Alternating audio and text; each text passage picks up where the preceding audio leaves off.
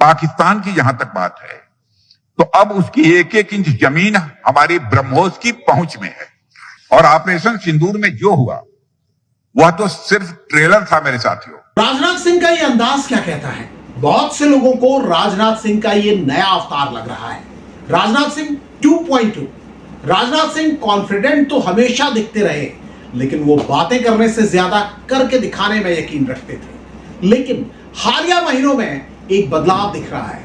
मानो अब उनका सूत्र वाक्य हो, करना भी है और कहना भी है कि अगर भारत पाकिस्तान को जन्म दे सकता है तो समय आने पर वह, अब आगे मुझे बोलने की कोई जरूरत नहीं है। राजनीति में राजनाथ सिंह अजात शत्रु माने जाते हैं, सबसे दोस्ती, किसी से बैर नहीं। और उसकी बड़ी वजह यह है कि वो संतुलित, संयमित और आत्मीय व्यवहार करते हैं। बातचीत का उनका जो अंदाज है वो बहुत ही मर्यादित है। राजनीति में करीब 50 साल से सक्रिय होने के बाद भी राजनाथ सिंह का कोई ऐसा बयान जो बड़े विवाद की वजह बना हो या कोई ऐसी बात जिसने किसी का दिल दुखाया हो आपको शायद ही याद आए। यह कहा जाता है कि राजनाथ सिंह के कुछ समर्थक उनकी इस विनम्रता को कई बार पसंद नहीं करते। उन्हें यह विनम्रता खलती है या अखरती है। और अब उनका जो नया अंदाज है, जो पहलगाम में हुए आतंकवादी हमले के बाद से दिख रहा है और जिसके निशाने पर ज्यादातर पाकिस्तान होता है, वो उन्हें खूब अच्छा लग रहा है। राजनाथ सिंह ने ब्रह्मोस मिसाइल की पहली खेप रवाना करते हुए लखनऊ में जो कहा, जो उन्हीं बयानों की कड़ी का हिस्सा है जो वो लगातार पाकिस्तान को लक्षित करते हुए कह रहे हैं। अक्टूबर में ही उनका यह बयान भी खूब चर्चा में रहा था। अगर सरक्रीक इलाके में पाकिस्तान की ओर से कोई भी हिमाकत की गई तो उसे ऐसा करारा जवाब मिलेगा कि इतिहास और भूगोल दोनों बदल जाएंगे मेरे साथियों। राजनाथ सिंह प्रधानमंत्री नरेंद्र मोदी की सरकार के सबसे सीनियर सदस्य हैं, सबसे सीनियर मंत्री। कई बार इस बात को लेकर बहस होती है कि वो सरकार में नंबर 2 है या नंबर 3। और इसकी वजह क्या है? इसकी वजह यह है कि 2014 से लेकर 2019 तक राजनाथ सिंह गृह मंत्री थे, लेकिन 2019 में गृह मंत्री बने अमित शाह। राजनाथ सिंह तब से रक्षा मंत्री हैं। अमित शाह को आप जानते हैं कि प्रधानमंत्री नरेंद्र मोदी के बहुत करीब माना जाता है। कई लोग ये भी मानते हैं, बल्कि दावा करते हैं कि वो यानी अमित शाह नरेंद्र मोदी के उत्तराधिकारी हैं।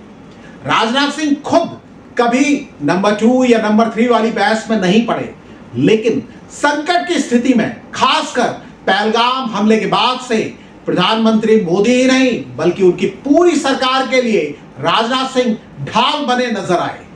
मैं आपको आश्वस्त करना चाहता हूं कि प्रधानमंत्री मोदी जी के नेतृत्व में जैसा आप चाहते हैं वैसा होकर रहे। राजनाथ सिंह का यह बयान उस अधीरता को काबू करने के लिए था जो देश भर में दिखाई दे रही थी।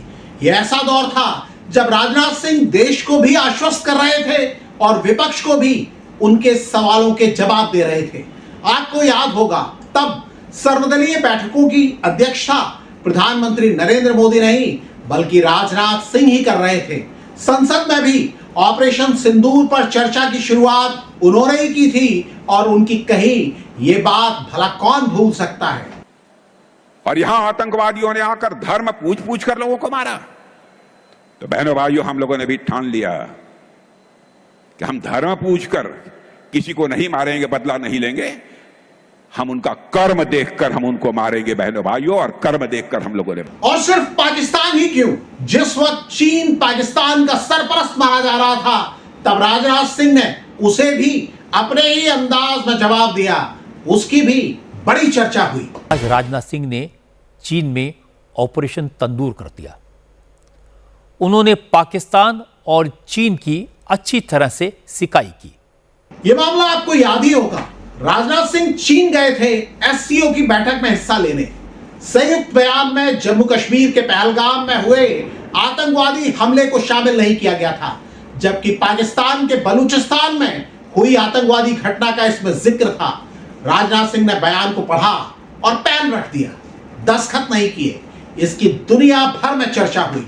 राजनाथ सिंह ने चीन ही नहीं, हाल में अमेरिका के राष्ट्रपति डोनाल्ड ट्रंप को भी आड़े हाथों लिया था। राजनाथ सिंह की चर्चा इन दिनों एक और बात को लेकर खूब होती है।